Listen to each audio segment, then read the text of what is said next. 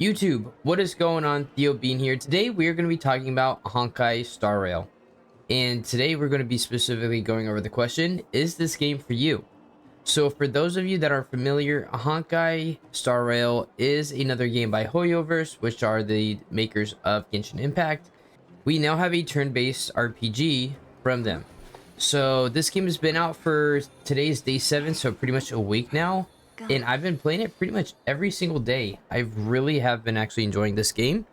And I just want to kind of talk about it, let people know about it as well, and kind of get people know what to expect and kind of what the game is like. So, first of all, if I had to describe this game is essentially the way I would put it, Persona meets Mass Effect meets Genshin Impact. And I say that because the gameplay is somewhat like Persona 4. It's a turn-based RPG. You're using different elements to target different weaknesses. You have a squad of 4 in each team. As you can see right here on the right side, I have my squad of 4.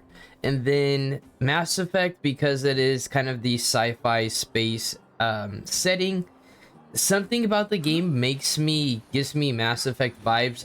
I really couldn't tell you what exactly why, but that's something since I've started playing, has always reminded me of that.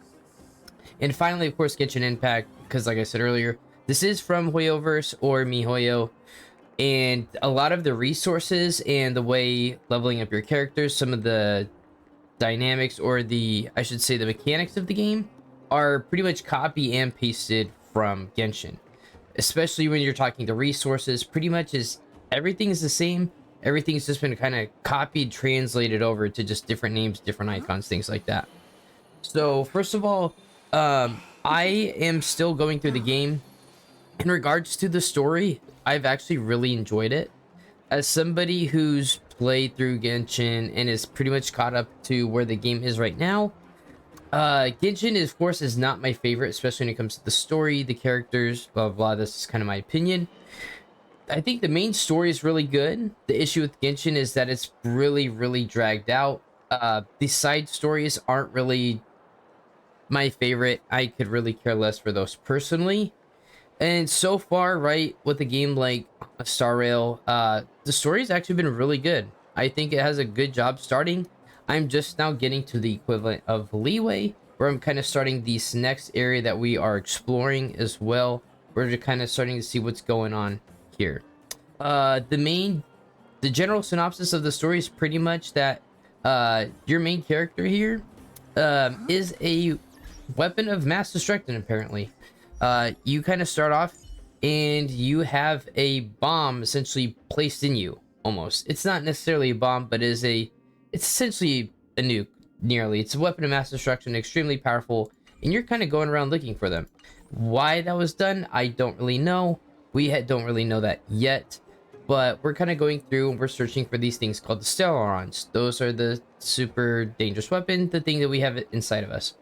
So we're going through, we're on the Star Rail with a group that we've met at a space station. We're kind of going through trying to find these Stellarons, help places out, quell that danger. The characters in the story so far have been really good. The side characters are actually pretty well done, I will say. The art style, everything is almost exactly like Genshin, except in a space setting. Overall, I really don't have much complaints. One of my complaints is the writing in Genshin Impact has always been kind of lackluster. In regards to that, I think the writing in this has actually been pretty solid. Some of the times the dialogue options are actually legitimately funny, and some of the things the characters have been saying has been pretty funny as well. The level of humor in it is actually pretty good, and there's been some pretty funny references as well. I've actually been surprised, and I feel like the writing is a little bit catered towards maybe somebody like myself, who's a little bit older compared to, say, the majority of people who play Genshin. Since I am 30, I am an old MF, I know, but overall, it's actually been good. It's been a pleasant surprise. My expectations were low, but it has exceeded it. The characters you meet are really good. March 7th is essentially the equivalent of Paimon, but she's way more bearable. Yeah, it's pretty much in regards to that. It's pretty much all there really is to say. The big thing, right, is of course the combat. So Of course, if you're familiar with my channel, a lot of the games I covered are RPGs or turn-based RPGs. My favorite games of all time are Chrono Trigger, and then more recently Persona 5 Royal. So of course, turn-based is kind of what I grew up playing. Final Fantasy 7, right? Now we have remake, some of the stuff that I've gone through, talked about before. So having a turn-based RPG is actually really nice, and I think they did a very good job of how everything works. Each character, which I'm going to pull up here, has their own element, right? And here we can see the different elements. Different elements work better versus different enemies, have multiple weaknesses. You kind of try to compile your team using different types of characters based off their element and the type of character they are, right? So these are their paths, which essentially describe the type of the role that each character has. So a hunt is essentially like a DPS carry who focuses on single target. Destruction's a character who does usually higher damage but focuses on some survivability, some tanky features as well. Then you have Irradiation, which is instead of a single target DPS, multi-target. You have Harmony, gives buffs, Nihility, debuffs, Preservation, defense, and then Abundance, you have your healer. So you kind of compile your team based off your elements as well as your paths to kind of figure out what's best for you, right? Some of these characters have some really crazy synergy, and of course, the game having only been out a week, the meta and the landscape is going to change drastically over the course of the next year, right? As they continue to support this game, we get way more characters, way more abilities, way more gear as well. Similar to Genshin, right? Your weapon is the equivalent of what's called a light cone. This works exactly like it does in Genshin. You level it up, it has different rankings, and then once you are a high enough level or equilibrium level, which is your equivalent of your world level, you use different resources to ascend that as well, and then you just literally level that up using the same resources. We have our traces, which is essentially like a skill tree. Same thing, we're using many of these same resources to just kind of level these up. And then finally, we have our relics, which is the equivalent of our artifacts that we had in Genshin. Same thing, instead of 5, we can actually get 6. These do act a little differently as well, but overall the exact same thing. And of course, instead of constellations, we have eidolons, which is same thing.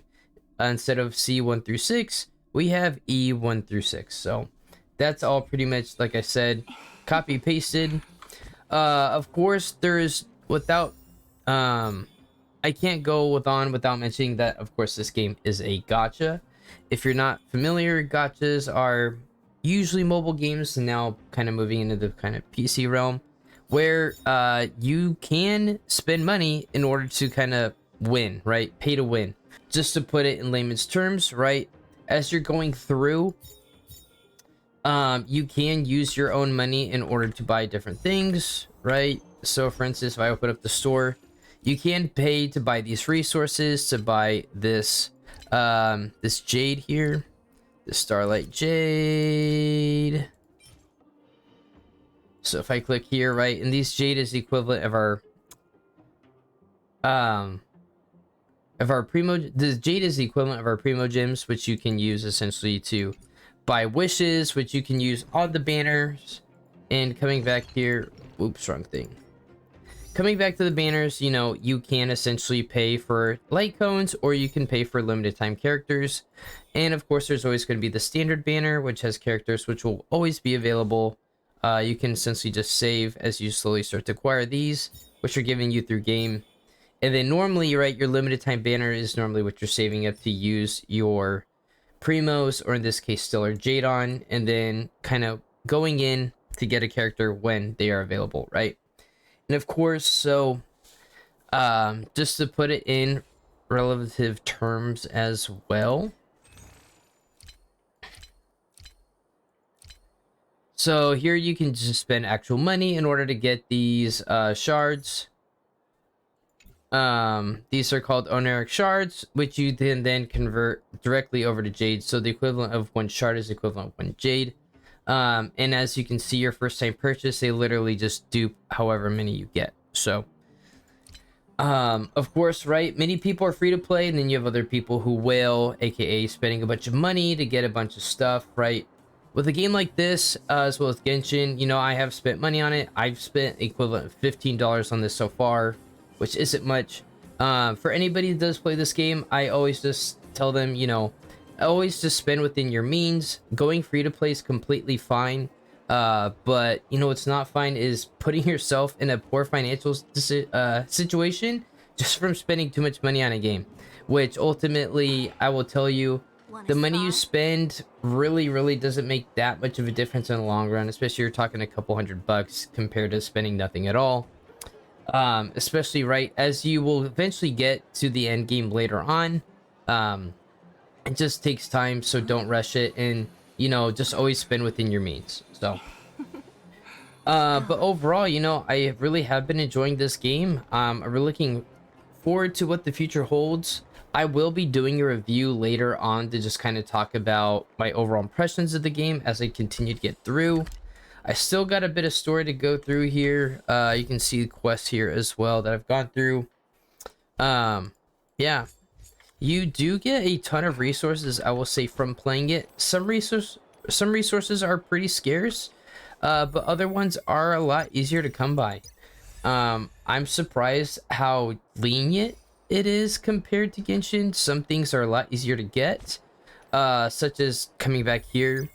The simulated universe is one of the things that you can do the game. As you level up, you can go through, you do these different worlds, which is essentially like a, I guess it's similar to like a roguelike where you have to go through different waves or rooms. You progress, you get buffs, and then at the end you fight a boss. From doing those, you get these bonds, and then these bonds can actually be used to purchase a 5-star weapon or light cone, which Genshin never ever had the opportunity to do something like that. And you could get 3 of them, as well as these, which increases the constellations for it, which is pretty insane. And then dupes you can just use for free summons, which is pretty insane. I've gotten 5 in the first week. Today was the reset, so this week I will be able to get another one of these. I'm not sure what I'm going to get yet, but it's just absolutely insane that you could just get free 5-star weapons, which can really make a character way stronger than they already are. So but I think that's going to do it for that one. Like I said, game's been great so far. I've actually been enjoying this more than Genshin. Again, this kind of caters more to my personal taste as well. Regards to the story, the combat, turn-based, all that stuff. I do like it, and I'm really excited to see what the future holds for this game, how mihoyo will support it, and I'm hoping that we will be getting some tougher endgame content later on down the road. One of my complaints has always been that Genshin is too easy, especially Spiral Abyss is really the only endgame there is, and I went through and got nearly 12 stars, or sorry, I nearly got 27 stars on my first time back just from leveling up Nahida on an account that I had barely touched. So it's not that hard. I'm really hoping we get something tougher in this, especially, you know, for people that are familiar with RPGs, there's usually always a super boss. I'm hoping we can get something like that that resets on a weekly or monthly basis. Who knows? So but with that, that's going to be it for this one. If you've been playing Honkai Star Rail, let me know down below. I'd love to hear what your guys' thoughts are on the game, or if you're interested, I definitely recommend checking it out. This game, I should also mention, is free to play, so downloading it and getting started is totally free to do. And now is also the best time to try it out since the game is brand new. There's a ton of free stuff that you'll get when you create an account and log in for the first time. So that is going to be it for this one. Thank you guys so much for watching. If you can, pound that like button, subscribe to the channel, greatly helps me out. I will be coming out with a bunch of Honkai Star Rail content here within the near future.